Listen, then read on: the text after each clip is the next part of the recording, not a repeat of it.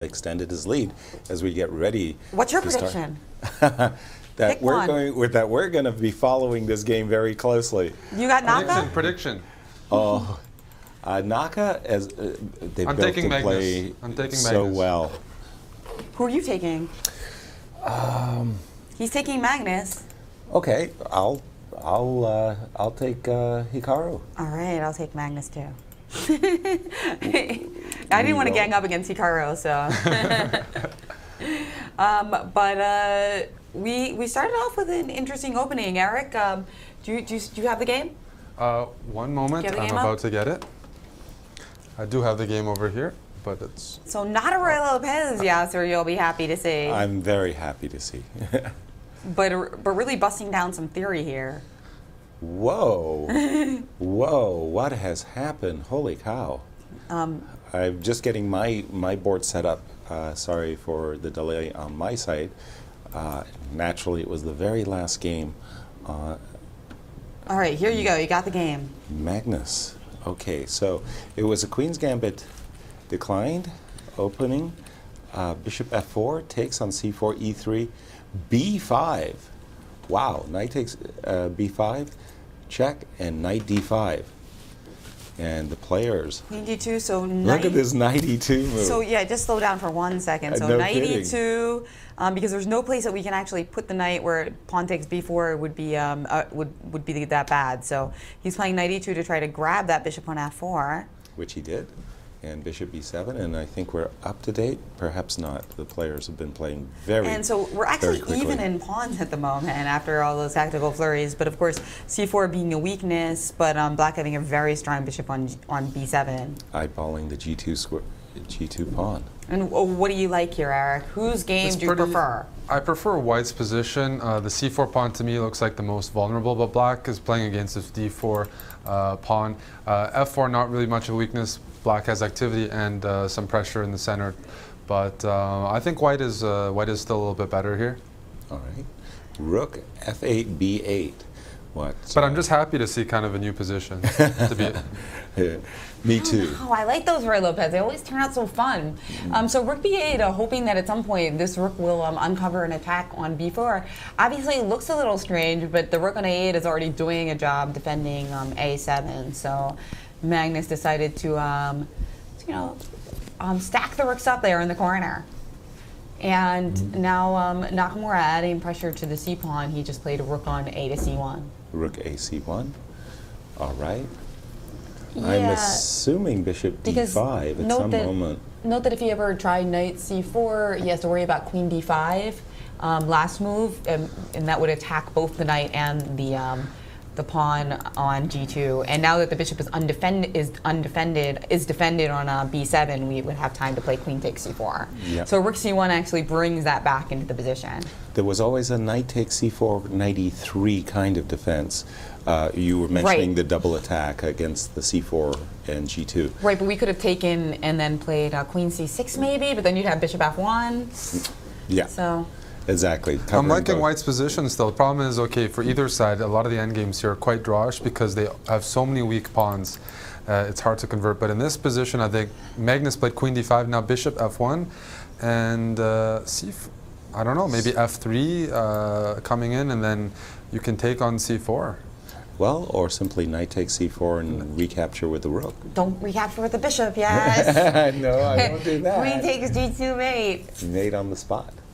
That's right. So why bishop f1 instead of bishop f3? I guess he didn't like queen b5 as a response. Bishop f3, queen b5, I think, is what Hikaru wanted to avoid. Okay, because instinctually you're kind of, the bishop on b7 seems stronger than the one in f1. So. But you can play f3 and then the bishop on f1 just pressures c4 and there's no pressure on the g2 pawn. I see, so you think that's coming up next? I think he might value the bishop more than black's after f3, yeah. And now a difficult decision for Magnus, because if he plays the move bishop a6, queen c3, again, white just piles up the pressure against the c4 pawn. That c4 pawn is going to fall, and white will be a pawn ahead. The question is, should Magnus play a7, a5? hoping to get his rook on A8 in the game. Remember, there's still a weakness on the C7 square as well. So Hikaru looking pretty good. He'll be satisfied with the outcome of the opening. Indeed, and it looks like Magnus has gone taking into a deep the think. thing. Yeah, that suggests that he agrees with you, that he thinks this is a critical moment to find some counterplay. He's not satisfied. The world champion definitely fiddling with his pieces there. Yes, he's fiddling with his bishop. Is that a tell? Yes. Fiddling with the bishop? Yeah, well, just the piece, a little bit nervousness here. And Hikaru. If you say fiddle with the bishop one more time, people are going to start to get upset. But he is doing it again. What? And he doesn't seem to be thinking a full minute below in the clock. Also, right.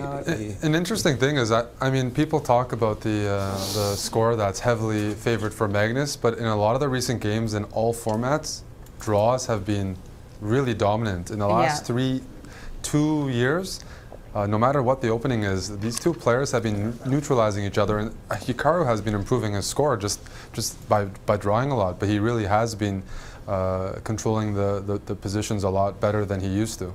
Excellent point, and I think that's exactly why Nakamura is not as intimidated by Magnus, because he's thinking like the last couple years. He's not a math statistics guy who's looking at like the score, including games from 5 years ago. Right. He's saying recently I've been doing okay, and that's what matters. The trend is my friend. It's in my favor.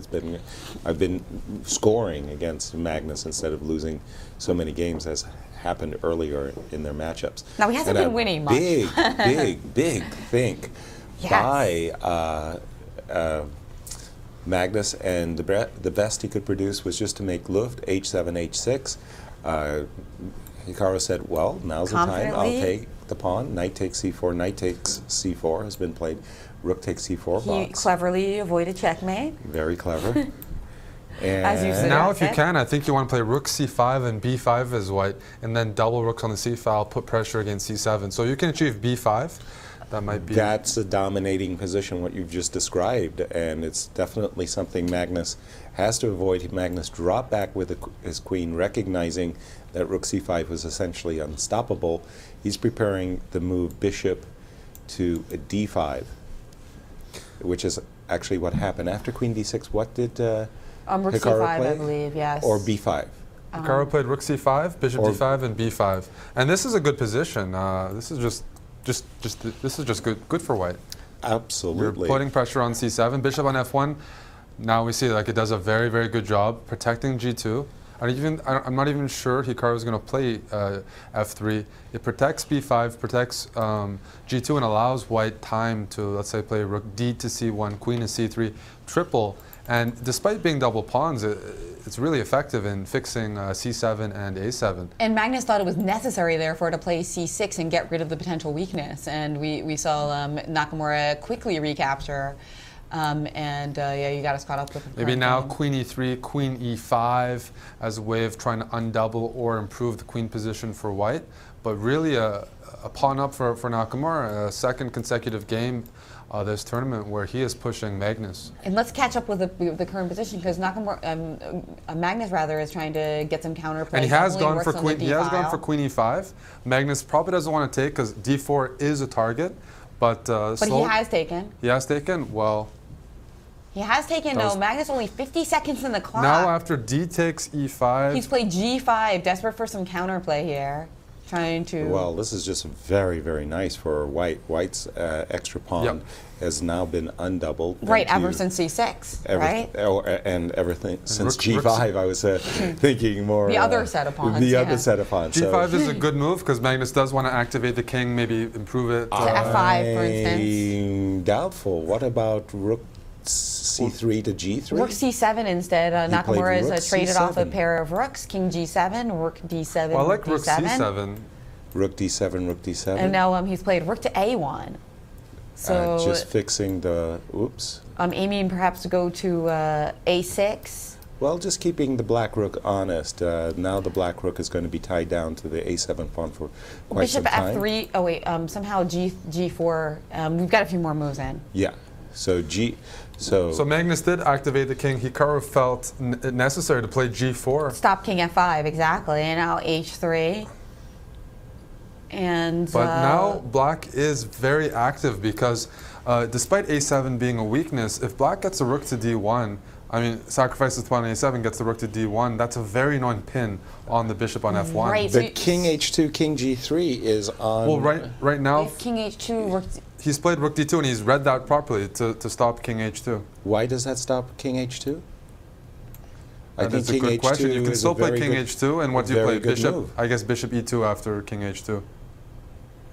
King h2, bishop e2. Yes. Going into a rook ending. Gotcha. Oh, yeah, that's a good move. So instead, Naka's played rook a3. Nice tickle against that bishop that is dominating in the position. The bishop has dropped back to d5. Yes, back to d5, exactly. And now there's a bishop d3 check. And get the king out of that mating net. Go bishop d3 check, king f. So king f1 walks into rook d3. Yeah. I apologize. So pointing out that we can't play rook takes a7. Rook d1 is just... Well, we can try it, but we can definitely try it. But now we'd be compelled to play rook c7 or rook a4. Then rook a4, and now maybe bishop f3, trying to play bishop e2, and it's probably a perpetual after rook a2, bishop. By the way, Hikaru dropped back with the rook after bishop d5. He did not capture on a7. He dropped back with rook a1. And then definitely Magnus would be happy with the draw here. He's just played bishop to f3. Back to f3. That's right. So the idea again being this clever idea that if king h2, bishop e2, because then bishop e2, rook e2, and you can't hold on to all the pawns. That is true. That is true. But once again, let's take a look at that move. Rook a3, bishop d5, rook to a7. So rook d1 threatening bishop c4, which would of course be devastating. I want to play rook c7. So you have to play rook c7 or rook a4. Rook c7, bishop f3 to play bishop e2. And instead he went... rook e2. And instead, though, and now we could play bishop e4, perhaps, but instead it was f3 that's been played by Nakamura. So Nakamura chose a different strategy of playing f3 to blunt that bishop. The problem is the g5 pawn is so good, it fixes all those pawns on light squares, and now after Magnus played f6, he's going to just try to walk the king into f4 to g3, but it's really unpleasant that this one pawn on g5 controls 3 of white's pawns. Well, if we get caught up with the current position, we see that... bishop takes f3. He didn't go for the king e5 right away. It is comfortable for Magnus. He has a very good position now. Rook on d2. And now Nakamura's got 11 seconds left. It's a position that your up a pawn is white, but it's much easier to play as black. And we've seen, I think Fabiano made himself in kind of a similar situation, just having a very active rook and bishop for black when he played against Nakamura. And it looks like they've been repeating moves actually a couple of times. Nakamura getting kind of nervous. He's got 13 seconds. This is losing, guys. Rook b2 here wins. Rook b2 is winning. Rook b2 is winning. Yes, according to engineers, -4. There's a mating net eventually, or a zugzwang. This is the current position on the board? Yes, this is over. The thing is, black can also just push the e-pawn. He's played rook d4, king g3. So show us what the threat is here. He's just pushing the e-pawn up. He's pushing the e-pawn, and he also has threats of rook h2 and rook h1 mate, and you can't stop both. Just domination. And this is one of those. It's very similar in some ways of that other game between Hikaru and Fabiano. Well, the pawn on g5, now, is amazing. Resignation by Hikaru Nakamura after the move e3, with e2 coming in the game. Exactly. Wow. And now a massive turnaround there as Magnus Carlsen dances. The gap. Did you see him dancing a little bit as he walked off the stage? Yeah, he had a big grin on his face. He was definitely pumped. Those are he was down